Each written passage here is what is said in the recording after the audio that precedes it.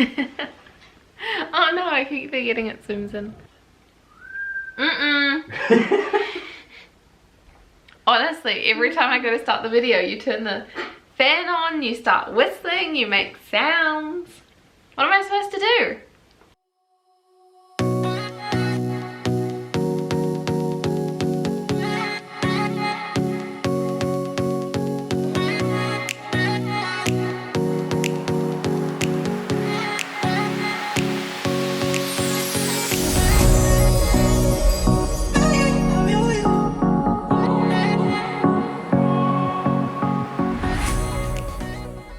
Hi, my name is Michaela. I've just moved from New Zealand to Germany to do my PhD. Welcome to my channel. I do a whole bunch of videos here from study and our time traveling around Germany and books and exercise and wellness and everything.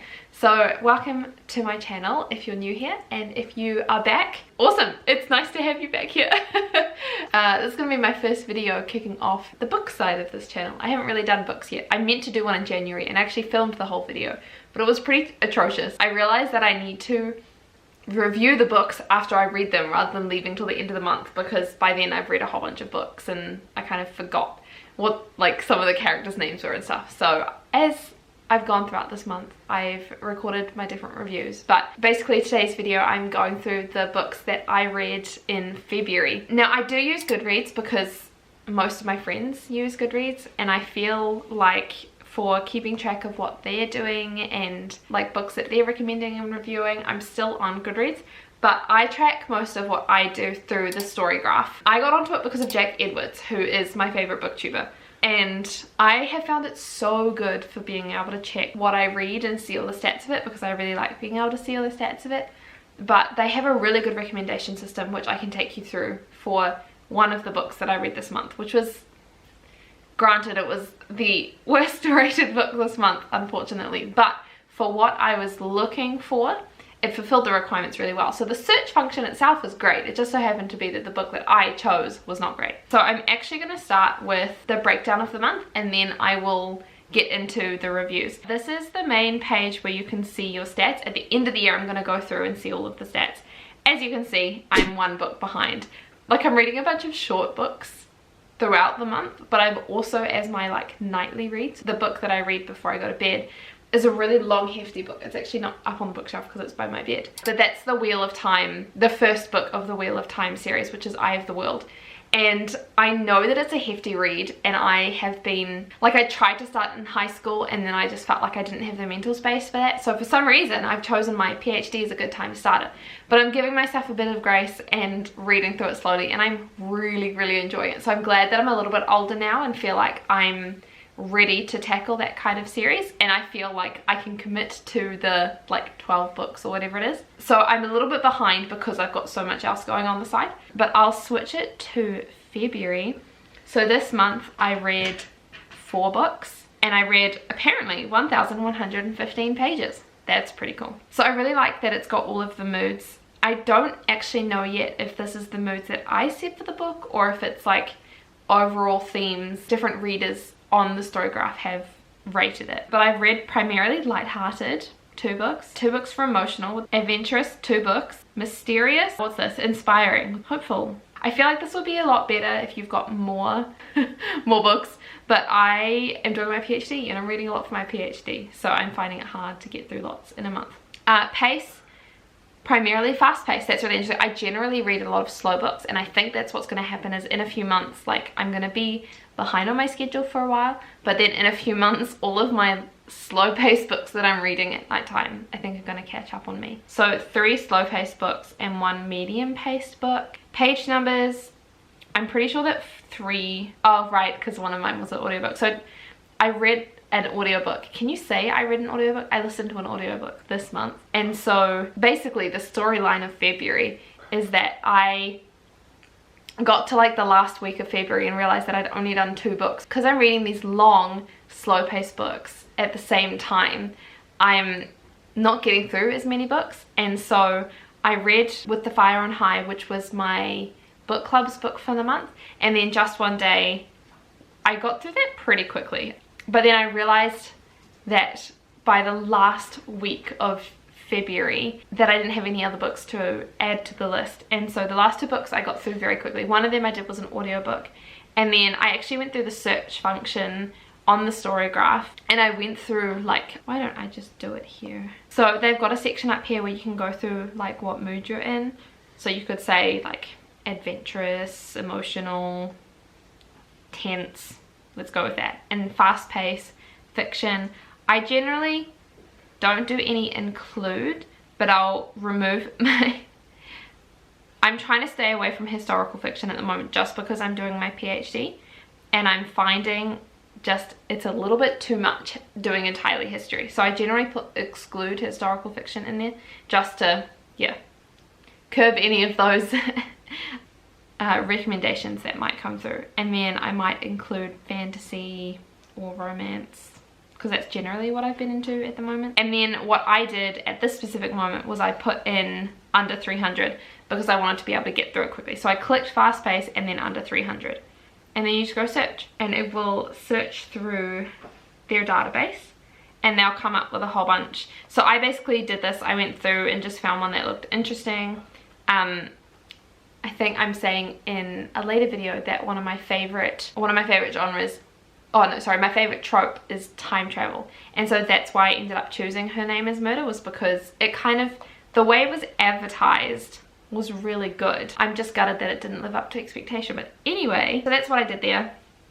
And then entirely fiction, I think because I'm reading entirely non-fiction for university, I'm kind of in a fiction mood at the moment, but I definitely wouldn't mind. I was thinking now that I've broadened my horizons into audiobooks instead of just reading, and I'm really enjoying the audiobooks. I'm finding it's a lot easier to pay attention to than I thought it would be, and it's really nice to have it on in the background while you're doing stuff like housework or dishes or whatever. And I really like podcasts, so it kind of just feels like a natural transition from there. So I might start branching out into some non-fiction. I've got a bunch of non-fiction books that one of the women in my book club recommended to me, so I'm finally going to be able to get a chance to start working through those, I think, with the audiobooks. And then genres, primarily fantasy, of course. Young adult, romance, contemporary, middle grade. Which one was that? Harry Potter. Okay. Children's, probably going to be the same. And then the format, so I primarily read digital books. Since we've moved overseas, we are trying not to accumulate too much stuff, so that whether at the end of my PhD we have to return to New Zealand, or if we're going to stay here or move to another European country, we just don't know what's happening. And so I didn't want to accumulate too much stuff that we then have to pay a lot to ship it. So I've been primarily doing digital books, but we do have a couple of, as you can see up on our new bookcase, a couple of hard copy books. So those will definitely start showing up in the format section. This month was brutal for ratings. I gave 2 5-stars actually, and then 1 star to Her Name is Murder. It's my first ever 1-star that I've ever given out. Anyway, so that's that function. I just really find it's cool going through my stats and seeing what I read, and I really like the interactive function of the StoryGraph because it helps me to kind of keep track of what I'm doing, but then also, like, if I want to find a recommendation, it's been pretty good for that. So yeah, we should get to the reviews. It is official. I am stained. I honestly have no other way to put it, but wow, what a book. So I read this book, which I will put here, just one day. I read it about 8 or 9 years ago when I like first started university. I'm pretty sure it was my first year of university. I read it. If I Stay had just come out and they'd done the big movie and it was a big hype, and I was like, oh, I really liked this, so I'll just go like have a look at the other stuff that she put out. And I read the book and I just remember being obsessed with it. I couldn't put it down, and it ended up being one of those books that I think maybe in my top 3 books I just have not been able to forget. And I just kept thinking about it and wanting to go back to it, but it hadn't been very long since I read it, so I didn't.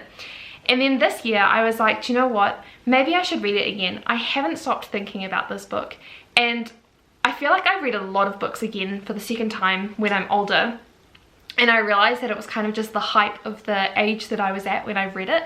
And I didn't know if it was just because there was a lot of hype around the author at the time, or yeah, the stage of life I was in, or I don't know. I thought, do you know what, let's try it again and see if if I still like this, or let's revisit it, and then I can at least put it to bed and stop thinking about it, or it can solidify itself on my list of books that I legitimately cannot stop thinking about.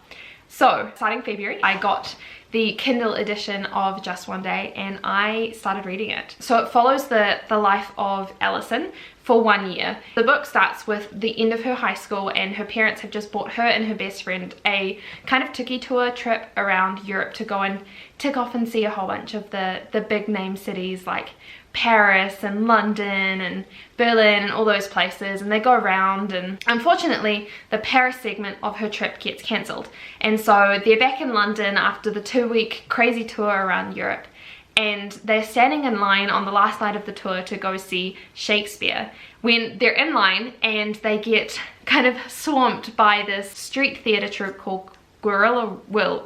Oh my gosh, that's such a hard thing to say. Guerrilla Will.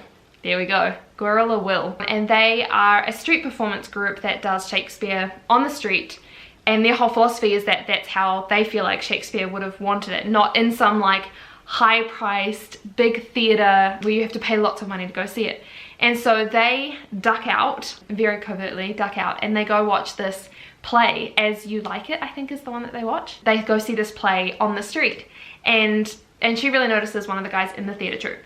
So they finished the evening and absolutely loved it. They're so thankful that they did that. And it skips to the next day when they have arrived in London, and they're standing at the train station trying to figure out what to do next and where they're supposed to be going, and it's kind of summarizing up the end of the trip and reminiscing when they bump into this guy from the theatre troupe, and his name is Willem. And Alison basically says, I've really gutted that I didn't get a chance to go to Paris, and they're just catching up with him and everything. And he said, well then let's go. Let's, like, you've got 1 day, let's just go to Paris. We're at London, let's get on the Eurostar and go. And so very spur of the moment, very against everything that she's ever done, they buy a return trip to Paris. So Alison and Willem get on this train and they go to Paris for a day, and it follows them around as they explore the city and walking through the streets and experiencing life essentially in Paris for just one whirlwind day. And it's a stunning day, and they get caught up in a little bit of trouble and they have to run away, and they go and see all these sights and they go on the canals, and it's like a stunning day. And the rest of the book happens from there, and it's the year following this trip and how she's recovering and starting college and figuring out really what happened and how this one day affected her life. And it is, wow, it's an incredible book. And it just wasn't like an incredible book from my childhood. I was obsessed with this book. I got so caught up in the storyline and her thought process, and the fact that you really feel her depression following this year, and you really see that she's questioning not just what she's doing with her life, but who she is. And you go through this journey with her of self-discovery, and it's not some like cheesy self-discovery. Like, I feel like a lot of the thoughts that she had are thoughts that I've had before, and so I really felt like I connected with her over this year of discovery, post this big dramatic change from anything that she's ever known. And she's always played it safe, and she's always been the person to not take risks, and then she's the one that takes a risk, and this whole one day makes her question everything that she knows about herself. And it is just chef's kiss. It's incredible. So I would highly recommend this to anyone. I gave it a 5 stars, and I was just, oh my gosh, I spent like a whole day, I just could not put it down. I just had to know what happened next. And it got to the end of it, and I was just like, oh, I just want to start the second book, which is following the perspective of Willem, of post that one day over the following year. And it is just like, I don't feel like I'm giving it enough credit. Plus I feel like before I was in that time of my life, I was in my first year of university, and I was trying to figure out what I was doing. And then when I was reading it this time, like, I'm like a 3-hour train ride from Paris, and I'm experiencing this new life in Germany, and I've just moved overseas and everything is new and it's all exciting. And I felt like there were so many moments of wonder that she talked about that I fully connected with. So 5 stars, it's definitely going up there. I think it's the best book that I've read this year so far. Okay, so I just finished with The Fire on High. Again, read the ebook, and I don't know, I kind of had mixed feelings about this before I started, and it was okay. I gave it 3 stars, but I just, yeah, I didn't love it. And I'm a YA fan. I'm not somebody who doesn't like YA, but I just felt like the whole book felt incomplete. And in saying that, I finished it in like a day because I felt like I couldn't put it down, but it wasn't like a so thrilled by what's happening and I have to know what's happening next. It was like I explained it to Luke, that I felt like I was so confused by what was happening that I felt like I had to keep reading in order to hopefully find the answers. So basically the whole story is that you follow the life of a 17 turning 18-year-old girl who is a teen mum. She fell pregnant when she was 14, her baby is now 2 years old, and it's following through her final year of high school. Just like the last book, it actually takes place over a year, and so you get to see her whole final year as a senior in school. She is a chef. She basically does, her whole life revolves around her family and her passion for cooking, and everything that she does is essentially to do with her cooking. The school is offering for the first time a culinary arts program, and so she joins it. One of the things is that they have to take a trip to Spain. Well, they get to take a trip to Spain at the end of the year, and so their whole year is basically leading up to this trip where they do fundraising throughout the year, and they do a whole bunch of events. And at the same time as planning for this trip, she's also dealing with motherhood as a teenager and what it means to not say no to everything because you're just so worried that there isn't space for anything else in your life, that your whole life is revolving around taking care of your baby and trying to pass school and expectations of needing to go to college, or anyway, as you can tell, I'm kind of confused, and it felt like it didn't hold together very well. But anyway, so she goes over throughout this year and she's dealing with her ex and with her grandmother's expectations of needing to go to school and needing to go to college and to have a good life after school, because her schooling experience hasn't been everything that she thought it would be, and she's dealing with identity and culture and trying to figure out what it means to be Black American and Puerto Rican, and not enough of either of those, and so trying to consolidate those two cultures. And yeah, it was overall it was a good book. But I felt like there was too much going on and too many storylines were started that just weren't finished. For example, she starts liking this guy during this year, and then all of a sudden he just stops being mentioned and you just never hear of him again. Or like her best friend who's with her throughout like the whole book, from a few chapters near the end, you just again never hear about her again. And there are so many different storylines that are started that you just don't get a resolution for, or I don't know. And I guess maybe that's the whole point of the book, is that because she's a teen mum and she's trying to juggle so many things and so many expectations, that her life is confusing maybe. But I feel like I don't know, I feel like you can write a book and have lots of storylines going on and still get answers, or still have it all coherent, and it felt like it wasn't very coherent. And I don't know, I feel like teen mums is something that I'm super interested in, and I follow a lot of teen mums on YouTube, and I mean, like, that's not my experience, but it's something that I'm so interested in because it is such a hard time of life anyway, and then adding this to the picture, and I don't know, I feel like they do so much and they're incredible at what they do. And I was really looking forward to reading a book that was like that and that was about this topic, and it just, I don't know, it felt like there was too much going on and I just was confused the whole time. So anyway, that's my take on this. I'm very excited to be starting my next book, and yeah, I guess get into it. Okay, so the third book that I read this month was Her Name is Murder. Like I said at the beginning, I got to the end of February, especially because it's a shorter month, and I was like, oh my gosh, I haven't read very much. I just want something super fast paced and super quick. I didn't find it as fast paced as it was advertised to be, and it was also terrible, so I considered giving it up. But literally for the sake of having, I think I got 3/4 of the way through when I decided that this is not worth finishing. It just wasn't going to get better. But then again, I was 3/4 of the way through and I didn't want to give it up and then not be able to log it. So I stuck it out. There are apparently like 5 books in the series and I will not be continuing with it, even though all of the Amazon reviews say that it does get better. I can't put myself through that. So Her Name is Murder is a time themed book. I wouldn't say it's time travel, even though it jumps between different time periods.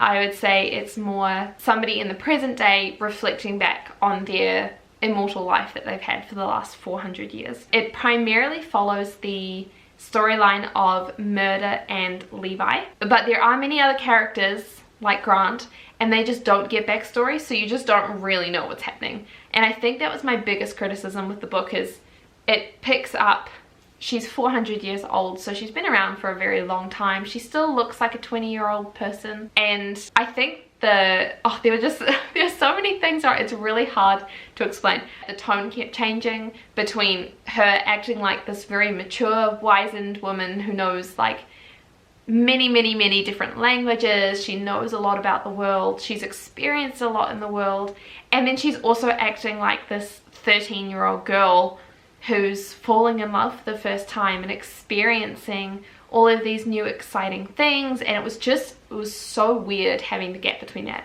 And then all of the characters don't really get an explanation, they just show up in the book and then they just leave all of a sudden and you have no idea where they've gone or what's happening.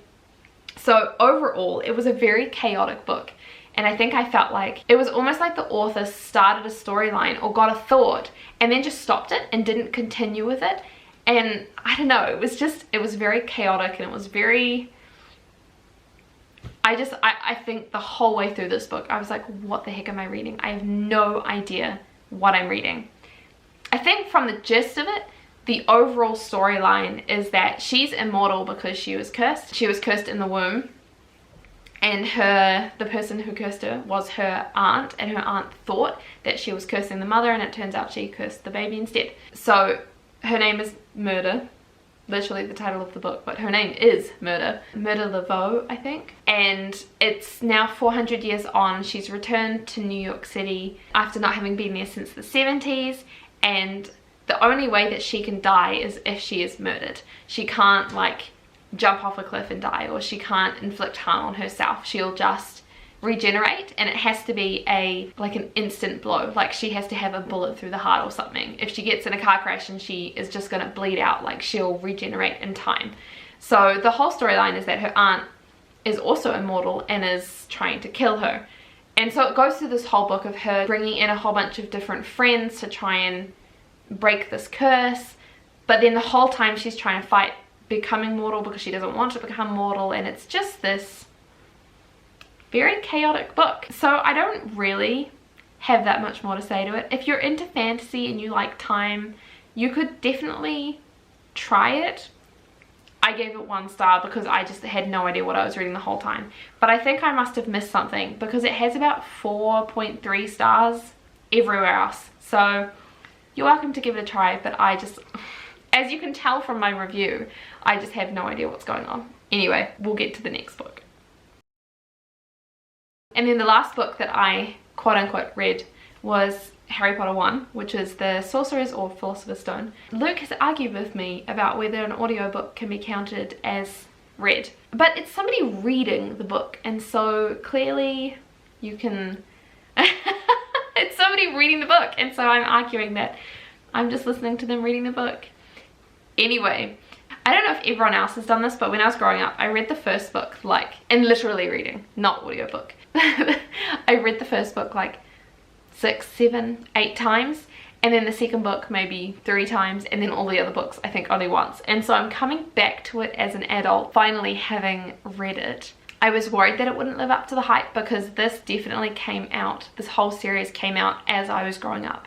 And so it's very nostalgic for me, and there's a lot of good memories that I have attached to this. I think this is the first series that I ever did the whole like escapism with as I was growing up through my teenage years. And yeah, I was really worried actually to read it again and be really let down by it, but I don't know if it was just the audiobook or what, but it was incredible. The guy that narrated it, so I listened to the version that was narrated by Jim Dale, and so many of the reviews say that he didn't just read it, he performed it, and it really felt like that. And I mean, like, I really like musicals and Broadway and theater and all of that side of things, and so having this book not just narrated but performed, and all of the accents and all of the different ways that he spoke and the tone, it really made it. And it was really nice going back over this book because there were a lot of things that I'd forgotten. I had spent more of my later years watching the movies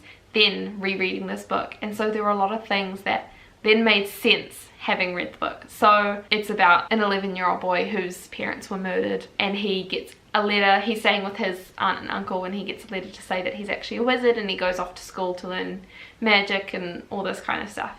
I mean, a lot of people know the gist of it if you haven't read it or not, but it was really good, and I'm happy to say that it lived up to my expectations. And I'm now on the second book, which I'm also doing as an audiobook. So that was a really nice way to end the month after having read 2 very iffy books.